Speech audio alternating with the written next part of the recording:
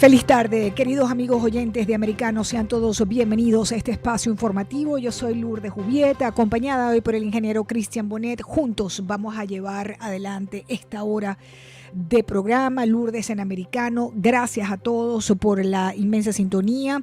Estamos retransmitiendo nuestra señal de Americano Media a través de Radio Libre 790 AM. Esa es la señal en el sur de la Florida, 790 AM, donde ustedes pueden estar conectados con la programación de Americano, que adicionalmente los invito a que bajen la aplicación en sus teléfonos y en sus tabletas y en sus televisores para que no se pierdan ni un minuto de todo nuestro contenido completamente en vivo. A esta hora, desde nuestros estudios, la ciudad de Miami, en la Florida, para toda la Unión Americana, de norte a sur, de este a oeste, somos Americano, somos libres. Recuerden adicionalmente buscarnos en las redes sociales, allí también estamos en Twitter, en Instagram, en Getter, en Facebook, la que más le guste a usted, porque ustedes son lo más importante para Americano. La red social que a usted más le guste, allí también está Americano.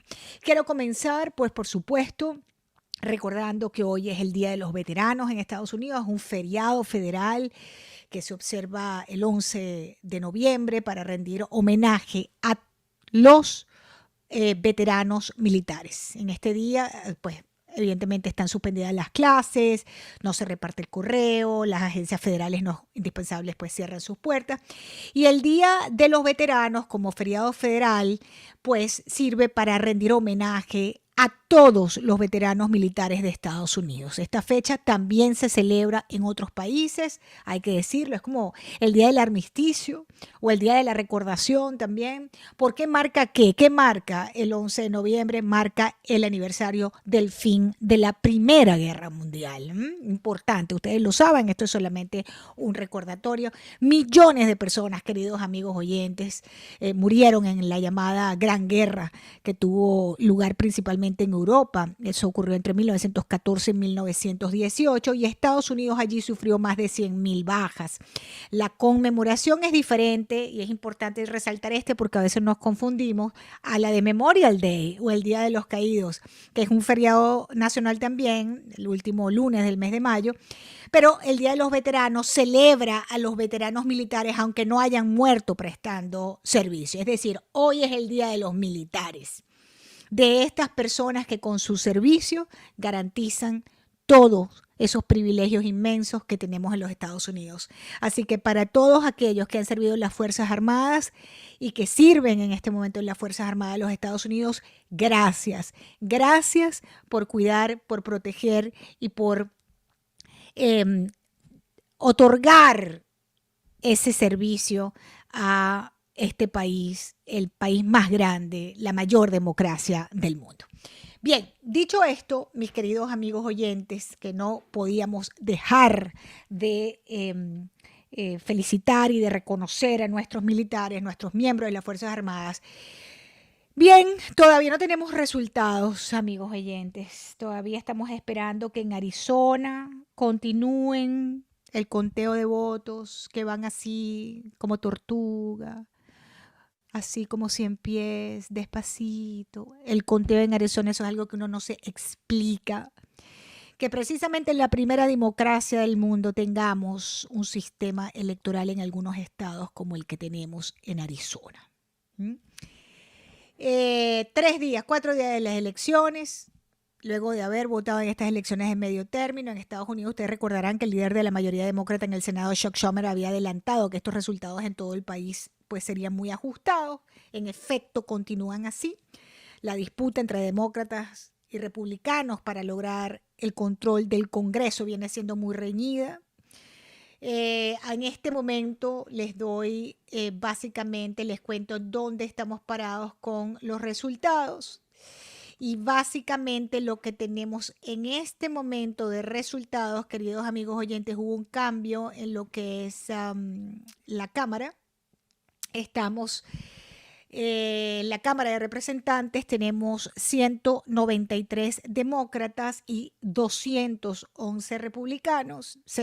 Todos los pronósticos es que los conservadores van a lograr definitivamente tener la mayoría en la Cámara de Representantes, no una mayoría tan amplia como se había pronosticado, pero una mayoría. Y en el caso del Senado estamos todavía 48 senadores demócratas, 49 republicanos. Recuerde que con 51 senadores, perdón, se decanta la mayoría en el Senado. Y bueno, todavía estamos esperando por Arizona, estamos esperando por Nevada y como ustedes ya saben, porque ustedes escuchan americano, pues hay una doble vuelta, lo que se llama un rerun en diciembre por el caso de Georgia. Allí estamos parados, mis queridos amigos oyentes, a esta hora. Entre tanto, el mundo sigue girando, evidentemente. Nuevamente, la administración de Biden anuncia un paquete de ayuda militar a Ucrania, esta vez es por $400 millones.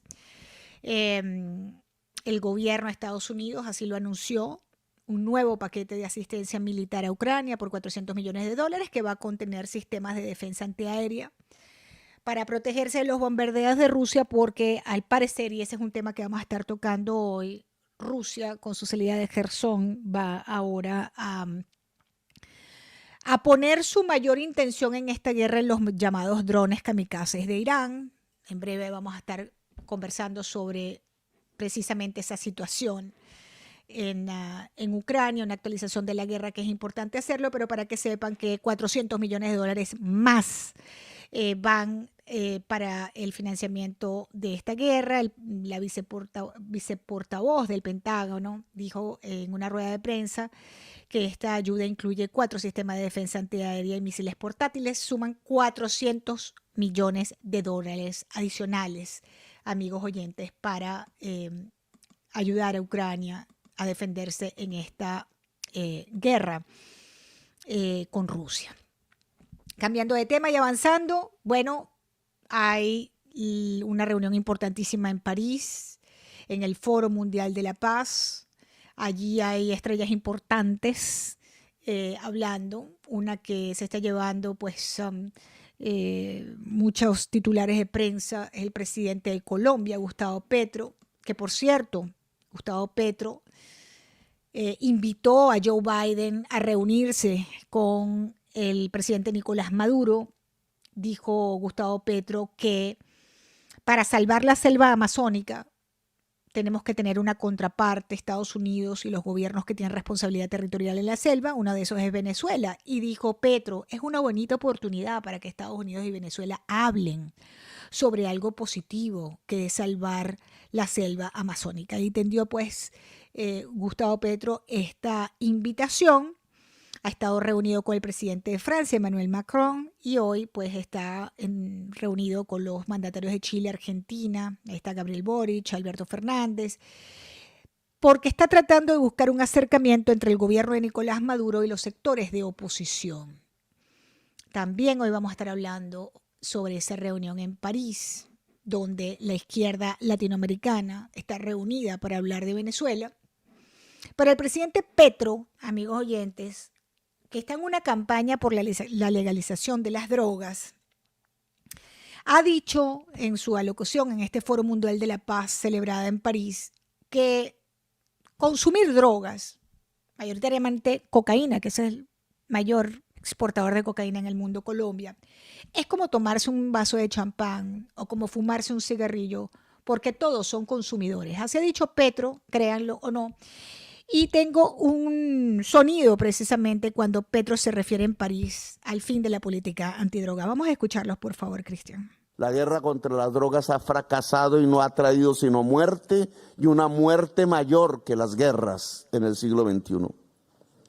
Es una guerra invisible que no se cuenta a través de los medios de comunicación, que no aparece en los noticieros cotidianos, pero que mata más y de manera violenta a unos y a otros, persiguiendo millones de personas por ser consumidores, como consumidores son los que se toman un trago de champaña o de alcohol, como consumidores son los que se fuman un tabaco o un cigarrillo, incluso con drogas peores. Es decir, el presidente Gustavo Petro hablando en este Foro Mundial de la Paz que está siendo celebrado en París, urgió a los líderes del mundo a cambiar la lucha antidrogas. Alertó que las mafias ahora hacen palidecer a Pablo Escobar, así dijo. Y bueno, un agudo discurso que dio en este foro, pues hizo un llamado urgente a que se adopten una política más fuerte y cambien de manera radical la lucha antidrogas. Dice que esto es un fracaso como se ha manejado. Y bueno, hizo también una profunda crítica a la política que prohíbe la droga, la política prohibicionista de la droga, y advirtió que eso es peor que la guerra, la cual ha dejado, según él, una cifra de muertos escandalosa. Ese es Gustavo Petro, amigos oyentes, y dijo: por la guerra contra la cocaína han muerto en los últimos 50 años, cuando Nixon la decretó contra la marihuana y ahora la mayoría de los Estados Unidos la han legalizado, 1 millón de latinoamericanos, sostuvo Petro. Bien, vamos a hacer una breve pausa, queridos amigos oyentes. Al regreso vamos a estar haciendo una actualización sobre qué está pasando en Ucrania. Hoy también vamos a estar hablando en el programa de Nicaragua, la situación complicada en Nicaragua, y por supuesto vamos a estar hablando sobre Venezuela, sobre esas reuniones de paz en París con Petro a la cabeza. Así que hacemos una breve pausa y ya regresamos. Bien, continuamos, queridos amigos oyentes. Ya nos vamos a comunicar con nuestro próximo invitado para hablar del tema de Ucrania. La elección del alcalde de Los Ángeles, amigos oyentes, continúa en el aire. Ustedes pueden creer que desde el martes que fueron las votaciones, todavía en California y puntualmente en Los Ángeles, no se ha definido quién es el alcalde de Los Ángeles. No se ha definido. Hay una diferencia entre los dos aspirantes demócratas, por supuesto. Con el 60% de los votos contabilizados. 4 días para contabilizar 60% de los votos. Es increíble lo incapaces que son, lo turbios que son en estos estados azules como California o Arizona. Que estas son las alturas y todavía, queridos amigos oyentes, no sabemos quién va a ser la próxima gobernadora de Arizona, el próximo senador. No sabemos nada, todavía están contando.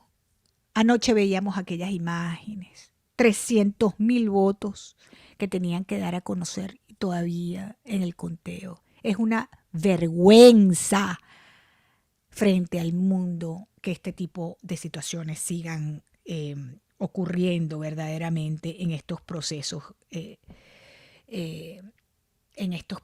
electorales en los Estados Unidos. Es increíble esta situación. En Los Ángeles, bueno, seguimos igual. Bien, queridos oyentes, Cristian, si no contesta Eric, podemos adelantar a nuestra invitada de Nicaragua. Si no, adelantamos a nuestra invitada de Nicaragua porque tenemos 2 temas muy importantes sobre la mesa de trabajo el día de hoy, ¿no? Por un lado, amigos oyentes, en unas elecciones sin ningún tipo de credibilidad, la dictadura del violador de Nicaragua, Daniel Ortega, se quedó con todas las alcaldías de Nicaragua. El régimen del Frente Sandinista de Liberación Nacional, ellos se adjudicaron las 153 alcaldías que estaban en disputa. Por supuesto, Estados Unidos y otros países de la comunidad internacional ya habían advertido que los comicios eran una farsa, pero la realidad es que este violador, presidente inconstitucional de Nicaragua, lo de violador lo dice su propia hija, Zoila América, que de niña era violada por este criminal, su propio padre de crianza, ¿no? Su padrastro, cuando ella tenía 11 años, la violaba consuetudinariamente Daniel Ortega, presidente inconstitucional de Nicaragua, y que tiene sometido a este país a un gobierno absoluto, que es lo que hay en Nicaragua. Pero adicionalmente también, Nicaragua es noticia en los próximos, hace unos días, porque ya tengo a mi invitado. ¿A quién tengo en línea? Cristian, por favor, avísame. A Eric ya lo tenemos, recuperamos la llamada de Eric. Ok, porque Joe Biden afirmaba que Nicaragua sigue siendo una amenaza para la seguridad de Estados Unidos. Voy a poner una pausa en el tema de Nicaragua para hacerles lo que les había prometido, que era la actualización sobre el tema de Ucrania. Tengo a Eric de la Fuente con nosotros. Eric de la Fuente es un experto analista sobre ¿Aló? temas de Europa y puntualmente el tema de Ucrania y de Rusia lo maneja pues perfectamente bien. Qué bueno tenerte en el programa, Eric. Te saluda Lourdes Jubieta. ¿Cómo estás? Buenas tardes, Lourdes. Gracias por la invitación. Todo bien. Eric, muy contenta de tenerte por aquí porque quiero que nos ayudes a entender por qué la pérdida o la entrega de Jersón es considerada a Ucrania, es considerada la mayor derrota geopolítica de Rusia desde el colapso de la Unión Soviética. Así lo ha dejado saber un ex asesor precisamente del presidente Putin. ¿Por qué Jersón representa tanto para ambas partes? Mira, Lourdes, la derrota rusa en Jersón tiene unos significados muy importantes a diferentes niveles. Primero que nada, a nivel estratégico, esta fue la primera ciudad que los rusos tomaron cuando esta invasión, de hecho, fueron los primeros que avanzaron porque tiene varios puntos estratégicos importantes. Primero, la puerta a Crimea es la provincia de Jersón, ¿no? Cruzan desde Crimea y toman Jersón, que como sabes es una de las áreas más obviamente disputadas y en todo este conflicto alrededor entre ambos países. Número dos, la ciudad de Jersón es la única ciudad, la única capital regional dentro de Ucrania que controlan los rusos. A pesar de todos estos meses de guerra, solo controlaban una ciudad que era una capital regional, y esa era Jersón, ¿no? Tercero, y esto es muy importante, la provincia se llama Jersón, la capital también se llama Jersón. La provincia está de ambos lados del río Dnipro. El río Dnipro parte a Ucrania a la mitad, y la ciudad de Jersón está del lado occidental. Es la única parte en el occidente importante que controlaban los rusos. Y desde ahí se lanzaban ataques a la parte central de Ucrania y primordialmente a las ciudades de Mykolaiv y Odessa, que es el gran premio en el Mar Negro. Estamos hablando de Mykolaiv y Odessa, son dos puertos importantísimos. Mykolaiv tiene una planta nuclear, Odessa es el puerto más importante, que realmente para la economía ucraniana es lo importante, y de ahí se lanzaban. Entonces, eso a nivel estratégico. A nivel militar esto es catastrófico, porque habían anunciado que habían anexado a Jersón como una de las 4 provincias, ¿no? Y obviamente esto deja totalmente ridículo el tema, porque ya obviamente pierden esto. Y para el ejército ruso ya que ya tiene la moral baja, imagínate perder no solo un territorio, un pedazo, sino uno de los puntos importantes. Todo eso junto hace que esto sea geopolíticamente importante, militarmente importante, y la moral del ejército también, que ya estaba baja al perder esta parte, es muy significativa. Eric, ¿y por qué la perdieron? ¿O por qué lo entregaron? Bueno, yo creo que una de las cosas, esto lleva meses, vamos a poner la cuestión, el ataque de Jersón, en la provincia de Jersón, la contraofensiva ucraniana empezó hace tiempo. Al principio, parte de la ofensiva atrajo tropas rusas para poder hacer una contraofensiva al noreste, en Kharkiv, que cubrimos hace varias semanas, pero llevaban tiempo a cabo. ¿Por qué la perdieron? Justo porque al no tener no tenían suficientes tropas del otro lado del río. Tenían decenas de miles en Jersón, pero los ucranianos pudieron, con las nuevas armas del occidente, tumbar todos los puentes realmente, o los puentes principales, que dejaban que el ejército ruso podría suplir sus tropas acá. Al no tener eso, se encontraban aislados del otro lado de Ucrania. El río Dnipro no es un río pequeñito, es un río muy, muy amplio, que en algunas zonas, yo me paraba algunas veces y del otro lado no lo veías, ¿no? En algunas partes del país.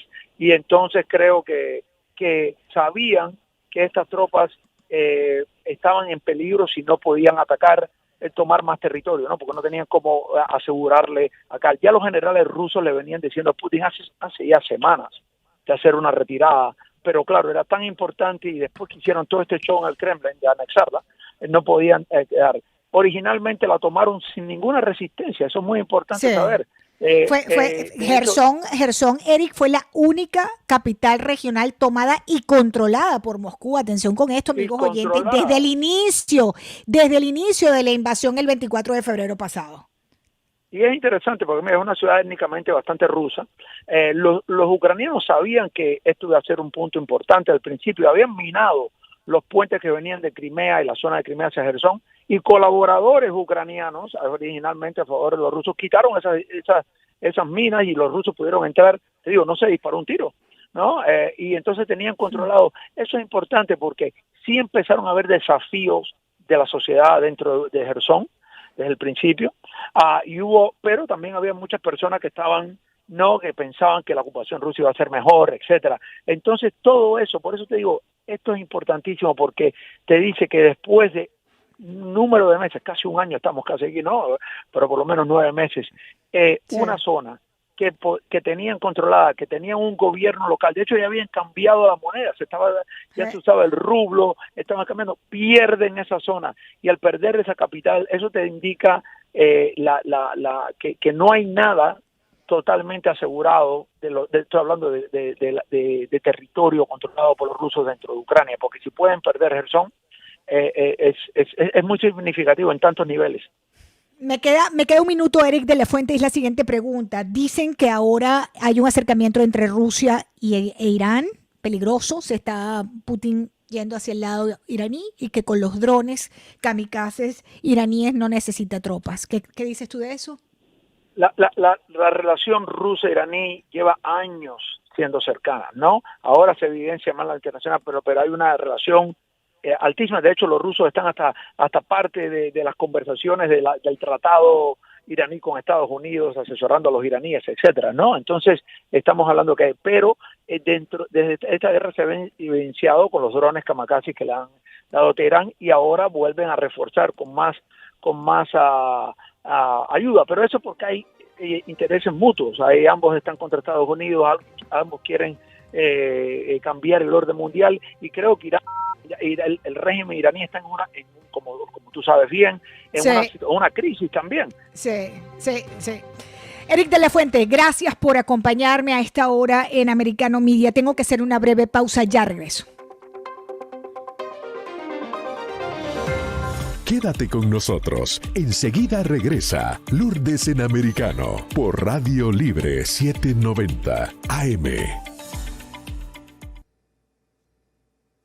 Dania Alexandrino, hablando de frente. Me acompaña el comentador político conservador Franklin Camargo. Más de 70 viajes que organizó la administración de Joe Biden, que además eran viajes escondidos a la medianoche, y los enviaban al estado de la Florida, y que los demócratas no decían nada, no se alarmaban. Aquí lo que estamos viendo es simplemente una intención política. Conéctate con Hablando de Frente, de lunes a viernes, desde las 8 p.m. Este, 7 Centro, 5 Pacífico, por Americano.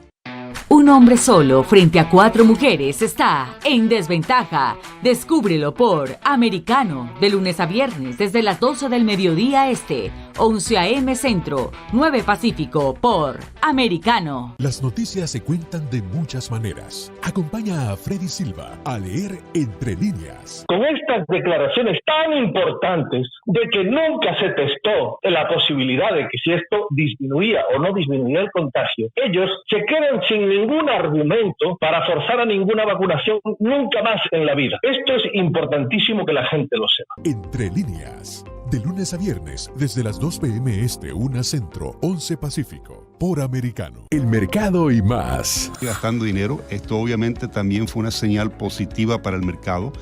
Consumer spending durante el mes de septiembre subió el 0.6%.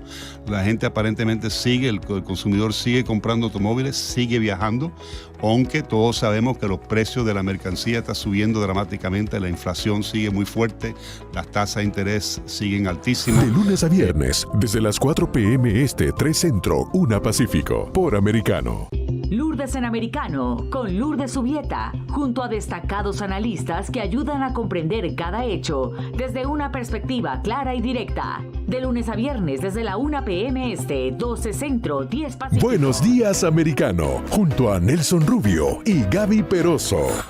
de cómo el presidente Joe Biden ahora habla de especulación, el precio de la gasolina se trata de una especulación. Que el cuento de Pinocho, ¿te acuerdas de esta historia, no? De Pinocho que le crecía la nariz. Yo creo que ya, y parece infantil la comparación, pero es que no queda a otra, o realmente no me da la posibilidad de pensar en otra cosa cuando yo oigo a Biden hablar de esto. De lunes a viernes, desde las 7 a.m. Este, 6 Centro, 4 Pacífico, por Americano. En Americano destacamos tu lifestyle americano. Ella es una cantautora muy joven, Joaquina Blavia. Bueno, Freno es un tema que escribí con mi productor. Toda la canción es como tengo un pie en el acelerador y el otro en el freno. Y es querer correr de tus sentimientos y no poder hacerlo y por fin aceptarlo. De eso se trata esta canción. Lifestyle en Americano, desde las 11 a.m. Este, 10 Centro, 8 Pacífico, por Americano. Seguimos con más información y análisis de los hechos que ocurren en el mundo e impactan en Estados Unidos. Estás con Lourdes en Americano. Continuamos, queridos amigos oyentes. Gracias por estar en sintonía y conectados con la señal de Americano Media, retransmitida en el sur de la Florida a través de la 790 AM de Radio Libre. Yo soy Lourdes Jubieta. Me acompaña en los controles Christian Bonet. Bien, les decía antes del corte sobre algunas situaciones que se han presentado en las últimas horas con respecto a Nicaragua. Nuestra gente de Nicaragua, atención. El violador de Nicaragua, el presidente inconstitucional, alcohólico, violador de todos los derechos humanos, Daniel Ortega, hace escasos días se apropió de todas las alcaldías para mantener ese poder hegemónico que es con lo que controla a este pequeño país centroamericano, que está causando, por cierto, un éxodo masivo de personas hacia los países vecinos, de nicaragüenses tratando de escapar de este régimen criminal. Pero ahora volvió a encarcelar, y es la noticia de último momento que tenemos, a José Adán Aguirre Chamorro, el expresidente de la principal patronal de Nicaragua. Es un economista que desde mediados de agosto pasado cumplió una condena en su casa por problemas de salud. Ahora nuevamente fue secuestrado por las hordas del régimen de Daniel Ortega y trasladado a una cárcel policial en el Chipote. Le doy la bienvenida a mi querida colega, extraordinaria periodista, Judith Flores, nicaragüense, que trabaja además en el diario Las Américas, donde tenemos también excelentes periodistas en el sur de la Florida. Judith, qué bueno tenerte en el programa. Bienvenida a Americano. Te saluda Lourdes Jubieta. Buenas tardes. Buenas tardes, Lourdes. Muchas gracias por la invitación y como bien dijiste, Daniel Ortega se apropió, ¿no?, del 100% de las alcaldías en la última elección, las elecciones municipales del 6 de noviembre, y pues ya en Nicaragua prácticamente está instaurado el partido único, porque no quedó, en primer lugar no participó la oposición porque la mayoría de los líderes opositores están o en la cárcel o en el exilio. Los tres principales partidos de oposición fueron descabezados, lo sacó de la contienda en las elecciones presidenciales de 2021, donde él se atribuyó, ¿no?, nuevamente el periodo presidencial de 5 años, y obviamente esta vez también fue sin competencia, con un grupo de micropartidos que no llenan una banca, y esa es la gente que le hizo comparsa para estas elecciones, pero ni a ellos los premió, porque antes les daba, ¿no?, una que otra alcaldía o una concejalía, pero de acuerdo a los resultados no les dio ninguna alcaldía a estos partidos zancudos que se les dice en Nicaragua, ¿no?, que son colaboracionistas. Y aparte de eso, pues lo único que sí se va a repartir con ellos es el botín, porque los millonarios fondos, ¿no?, que del Estado para las elecciones, ¿no?, para que son destinados para financiar las elecciones, pues sí, se los van a repartir, porque hubo una campaña electoral de apenas 13 días, y bueno, todo a la medida que le conviene al dictador sandinista, ¿no? Esa es la situación que hay. Mientras tanto, la gente sigue saliendo del país. Eso te iba a preguntar, para ponérselo en contexto a los oyentes. Esto que nos está contando Judith, que ya por demás es gravísimo, ¿no? Estamos hablando de un régimen totalitario, definitivamente ya hecho con todo el poder. Si no te gusta, te vas, y si no, te vas preso. Está ausentado de las sesiones de la Corte Interamericana de Derechos. Se ha pedido desde la Corte también que declaren desacato a Nicaragua. No cumplen tampoco con la norma internacional. Esto es un régimen paria, además. Por otro lado, tenemos que el mismo presidente Gustavo Petro, que alineado también centro-izquierda, no sé qué, tampoco es que se está llevando muy bien con el violador de Nicaragua. Entiendo que tienen un tema allí de conflicto por un problema territorial. Se han dicho unas cuantas cosas a la cara. Y por el otro lado, mi amiga Joe Biden, pues ha dicho que Nicaragua sigue siendo una amenaza para la seguridad de Estados Unidos, y pues el presidente pues prolongó ese decreto de emergencia nacional sobre la situación en Nicaragua, ¿no? Ahora, toda esta situación que acabo yo de decir brevemente está causando que cuántos nicaragüenses se vayan del país, Judith?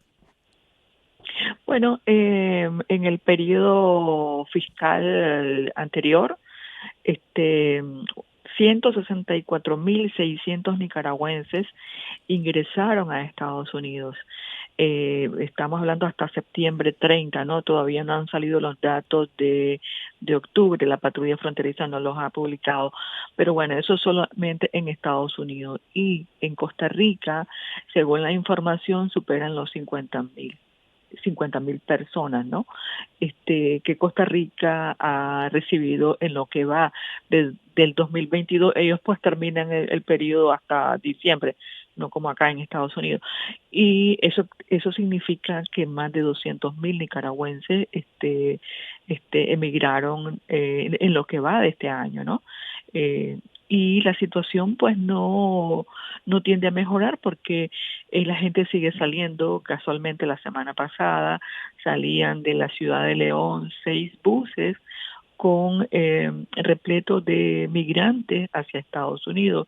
Uno de ellos fue rafallado en Guatemala, y hubo 2 muertos.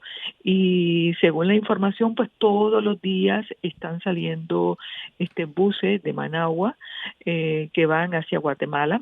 Y de ahí están saliendo centenares de nicaragüenses todos los días. Es una situación alarmante. En Costa Rica es increíble la situación en Costa Rica con los nicaragüenses también. Están a la par ahí, venezolanos y nicaragüenses.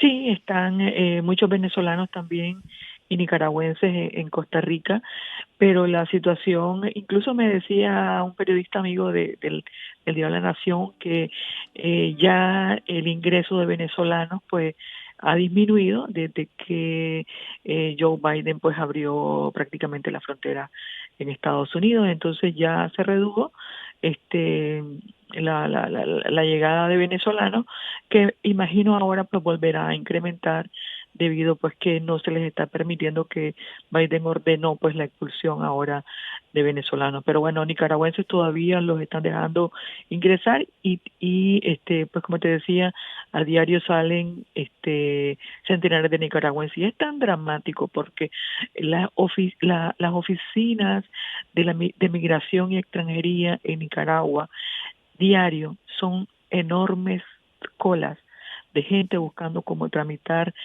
su pasaporte para salir del país. Es más, la gente duerme ahí por días, llevan sus cartones, colchones, sí, ahí a la espera de poder conseguir un turno, y en la mañana que ya abre, ¿no?, la oficina, pues la gente entra en demandada. ¿Por qué? Porque adentro, en el interior del edificio, tienen que volver a hacer cola y buscar un número, ¿no?, para poder hacer el trámite. La gente está desesperada por salir. La esperanza es irse del país. La esperanza es irse del país. Y esto le viene bien en parte a Ortega. Yo creo que porque las remesas están aumentando, se estima que para concluya 2022 Nicaragua reciba cerca de $3.000 millones en remesa. Es decir, que el régimen, igual que Cuba, va a sobrevivir de los nicaragüenses que están en el exterior trabajando y mandan remesas al país para mantener a sus familiares. Es más, se está convirtiendo en uno de los principales rubros de ingreso en Nicaragua, similar a las recaudaciones y a las donaciones que Nicaragua recibe. Más o menos ese es el monto aproximado también que está recibiendo remesas. Imagínate si ya en estos 9 meses se superó el monto recibido en 2021, pues entonces esto le viene bien a Ortega. Y ya escuchamos lo que dijo recientemente en uno de sus últimos discursos, donde dice que les va a mandar más migración a Estados Unidos. ¿Por qué? Porque bueno, para él le viene bien, pero bueno, también se está saliendo del país toda la gente joven, productiva, profesional, y bueno, se están yendo, ¿no? Toda esa gente, y entonces eso no es bueno tampoco para el país. Correcto, pero es bueno para ellos porque es menos necesidades para el sector salud, menos comida que necesitan, menos temas de servicios, menos presión. Claro, esa es la agenda clásica de estos criminales en nuestra región. Así mismo es. Entonces me queda un minuto, pues, Judith, me queda un minutico, Judith. ¿Hacia dónde va todo esto? ¿Ves alguna salida? Más, no. Una oposición que se sigue dividiendo y un régimen que cada día encarcela más personas y que está cerrando cada vez más los espacios. Bueno, como te dije anteriormente, Nicaragua ya está instaurado el unipartidismo, entonces estás viendo que será un régimen similar al de Cuba, Corea del Norte o China. Judith Flores, gracias por acompañarme. Periodista, amigos oyentes, ustedes la pueden leer en el diario Las Américas. Allí está Judith Flores, periodista. A esta hora la situación nada fácil en Nicaragua, cuando nos enteramos de que nuevamente volvieron a encarcelar a José Adán Aguirre Chamorro, el expresidente, la principal patronal de Nicaragua, está cumpliendo condena en su casa por problemas de salud, y hoy la policía política se lo llevó. Ya regresamos. Muy bien, amigos, la izquierda latinoamericana está reunida en París obedeciendo una invitación del presidente Emmanuel Macron y de Gustavo Petro. Ha habido una jornada interesante de reuniones en París, pero hay un tema importante sobre la mesa que ha sido pues la situación de diálogo entre oposición y gobierno de Venezuela, la presión internacional para reanudar esa negociación en México entre el gobierno y la oposición venezolana, que aumentó hoy precisamente en el Foro de París sobre la paz. Me voy para Caracas a esta hora con el periodista venezolano Pedro Pablo Peñalosa, que está a esta hora con nosotros. Qué bueno tenerte en el programa. Te saluda Lourdes Jubieta. Pedro Pablo, qué bueno saludarte. ¿Qué tal, Lourdes? ¿Cómo estás? Buenas tardes. Bueno, muy contenta de hablar contigo. Cuéntanos qué sabes, cómo avanzó la jornada. ¿Tenemos alguna fecha prevista para reencuentro en México? ¿Qué se sabe? Bueno, en realidad todavía no había ningún anuncio, ¿no?, de la reactivación. Desde hace bastante tiempo ya hay expectativa sobre que se pueda retomar el proceso, pero aún no ha habido un anuncio oficial. En las últimas semanas ha trascendido de que las partes han avanzado en lo que se denomina un acuerdo social. Esto es un acuerdo que permitiría tener acceso a algunos fondos que están en el exterior para destinarlo a fines sociales, a temas de salud, educación, temas que las partes, digamos, hayan identificado para, en primer momento, pues atenderlas con este acuerdo. También se ha hablado de que eso podría también traducirse en la ampliación de las operaciones de Chevron en Venezuela, es decir, que como parte de ese acuerdo también hay ese avance en el tema petrolero, y que luego estaría en agenda abordar ya de frente los temas políticos, por supuesto mucho más complejos y espinosos, tomando en cuenta que uno de los elementos a debatir allí serán las condiciones y las garantías electorales a los próximos comicios presidenciales. Pero como te digo, en realidad hasta que el Reino de Noruega no haga el anuncio oficial, pues bueno, todo esto queda en el aire, más allá de las especulaciones, de los rumores que hasta la fecha no se han concretado. Lo que sí tenemos claro, porque vimos unas fotografías que evidentemente se reunieron, ¿no? Hubo un encuentro y es un encuentro que estaría sentando las bases para retomar el diálogo entre oposición y gobierno de venezolano. Hasta ahí estamos claros, ¿correcto? Bueno, recuerda que hubo un encuentro en Oslo similar entre Blay y Jorge Rodríguez. Gerardo Blay, me refiero al jefe de la delegación de la oposición, y Jorge Rodríguez, jefe de la delegación del chavismo.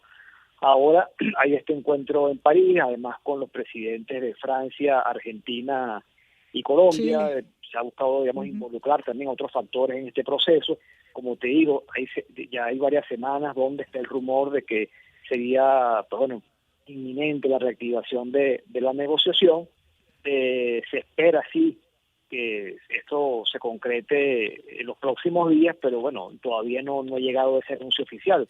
Lo que sí es que, bueno, claramente ya también cuando vino Petro a Caracas y firmaron, digamos, cuando hicieron la declaración conjunta, Maduro y Petro, bueno, uno de los elementos que se incluyó en esa declaración es el apoyo del presidente de Colombia a la negociación en Venezuela, así como Venezuela también, o el gobierno de Maduro apoya la negociación de Petro con el ELN.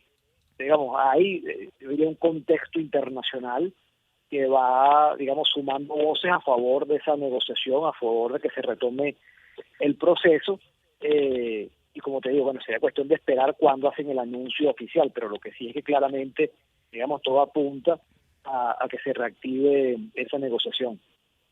Correcto, porque si uno lo ve fríamente, sin apasionamientos y fríamente, yo pues diría que una Venezuela funcional, políticamente funcional, es algo que le interesaría, pues yo creo que a todos los países del mundo, ¿no? Pero también pienso que Maduro está buscando un reconocimiento, no solamente de hecho, sino de derecho como jefe de Estado, para seguir pues en su gestión y participar en los foros mundiales, o sea, ser admitido, digamos, formalmente. Tenemos que recordar que este señor está sancionado, hay una petición de varios millones de dólares, un ofrecimiento de varios millones de dólares por su cabeza, su gobierno no está reconocido por los Estados Unidos, sin embargo hay una negociación con el gobierno, si no hubiese la administración de Joe Biden liberado a los hijos, a los sobrinos que fueron sentenciados en Estados Unidos por narcotráfico. Lo que acabas de hablar de Chevron, aparentemente desde aquí extraoficialmente sabemos que eso es prácticamente un hecho, además de otras licencias. Es decir, que hay un avance, ¿no?, en este tipo de relaciones, partiendo de esos hechos que acabo de comentar. No sé cómo lo ves tú. Sí, yo creo que, a ver, hay un contexto internacional que ha cambiado, por eso señalaba no solamente el caso de Estados Unidos, ¿no?, que abrió un canal de comunicación directa con el gobierno de Maduro. Recordar que funcionarios norteamericanos han venido en par de ocasiones a Caracas a reunirse con Nicolás Maduro. Eso por un lado, pero también hay un contexto, cuando tú revisas, bueno, Petro en Colombia no es lo mismo que Iván Duque, por supuesto. Correcto. Y si revisamos el equilibrio de fuerzas en la región, bueno, vemos un equilibrio de gobiernos de izquierda, que hay que decirlo, tampoco son maduristas, o sea, no se lanzan en defensa de Maduro, pero que con sus observaciones y cuestionamientos sí llaman a la negociación, llaman al diálogo, llaman al entendimiento, creen que es el mecanismo, ¿no?, que puede servir para superar la crisis. Entonces, bueno, obviamente hay un contexto distinto que también busca que se avance en terrenos no solamente económicos y sociales, sino también en terrenos políticos. Y está obviamente el tema, en el caso de Maduro, de buscar el reconocimiento internacional. Vimos recientemente su participación en la cumbre del clima en Egipto, pero allí, cuando uno ve, bueno, hubo un encuentro en los pasillos con Macron, básicamente confirmando su participación en esta cumbre en París. Hubo algún encuentro también con Kerry, pero ya el Departamento de Estado o el gobierno norteamericano señaló que fue una cosa allí medio emboscada, ¿no?, que Maduro buscó acercamiento. Pero digamos, no hubo un encuentro formal. Digamos, sigue siendo Maduro para la comunidad internacional democrática, bueno, un factor de rechazo, de repudio, ¿no? Y obviamente Claro, él está buscando hay- ese reconocimiento. recordemos que hay una investigación penal, o sea, en la Corte Penal Internacional por crímenes de lesa humanidad. O sea, es que hay cosas muy graves también que no podemos obviar y no podemos olvidar, ¿no? Del gobierno de Nicolás Maduro. Ahora, sin duda que la coyuntura internacional, Pedro Pablo, ha cambiado desde el 2018, cuando se tomaron estas medidas de sanciones, y hay otro gobierno en Washington, es otra realidad la que tenemos. Además, la pandemia cambió muchas cosas, la guerra en Ucrania cambió muchas cosas, y hay que adaptarse a unas nuevas realidades. Estamos de acuerdo, no estamos de acuerdo, estamos medianamente de acuerdo, pero en definitiva uno ve cosas como que, por ejemplo, por citarte un pequeño ejemplo para la comunidad que está en Miami que nos escucha en este momento, diariamente hay 11 vuelos a Cuba. No hay vuelo a Cuba y no hay un vuelo a Caracas. Es decir, son temas que parecerían banales, pero que te pueden decir, bueno, que cómo entendemos esto, ¿no? ¿Cómo se puede entender esta situación? Claro, lo que decíamos, que el tema de Venezuela es porque llegó al pico, digamos, de la crisis, la tensión, y bueno, en estos últimos años, ¿no? El 2019, el 2020. Obviamente, como decía, ha habido cambios en la región, también a nivel global, como tú señalabas, la guerra de Ucrania, el impacto que esto tiene también sobre el tema de la energía, el tema petrolero. Venezuela es un país que, si bien ha caído su producción de petróleo, bueno, aquí están las mayores reservas probadas, ¿no? del mundo, y sigue siendo un factor importante en este hemisferio para el tema energético, solo que obviamente hay que hacer unos ajustes bastante profundos para aumentar la capacidad de producción y para hacer de Venezuela nuevamente un socio confiable para la democracia. Pero ciertamente es un elemento que juega también en estos cálculos. Pero sí, hay un contexto que es distinto. Yo creo que el desafío de la oposición venezolana es mantener, digamos, la atención de la comunidad internacional a favor de un cambio democrático, es decir, que esa negociación no se limite, o que la posición de la comunidad internacional no se limite al tema económico. Claramente, la democracia, y eso por cierto lo recordaba Josep Borrell recientemente en una intervención en la Unión Europea. Bueno, Occidente y las grandes democracias tienen relaciones y tienen como aliados a regímenes autoritarios en todo el mundo. Esto ha sido así. En más de una ocasión han preferido que se mantenga en el poder el dictador, el líder autoritario, para que le dé estabilidad, ¿no? Una estabilidad a la región. Una especie de la paz de los sepulcros, ¿no? Sí. O sea, se impone en su país, obviamente, pero aquí, por eso digo que el desafío de la oposición es decir, mira, más allá de los avances económicos que puedan existir, o los acuerdos económicos, que también se mantenga la atención sobre el tema democrático, sobre el tema político, sobre el tema de las garantías y condiciones que deben existir para las elecciones, y sobre el respeto a los derechos humanos. Se me acaba el tiempo. Pedro Pablo Peñalosa desde Caracas, todos muy pendientes, pues por supuesto, con los resultados de este encuentro. ¿Qué viene para Venezuela en las relaciones internacionales, y qué va a ceder Venezuela, ¿no? El gobierno de Venezuela ante estos diálogos? Me despido, queridos amigos oyentes. Gracias, Cristian Bonet. Gracias, oyentes de Americano.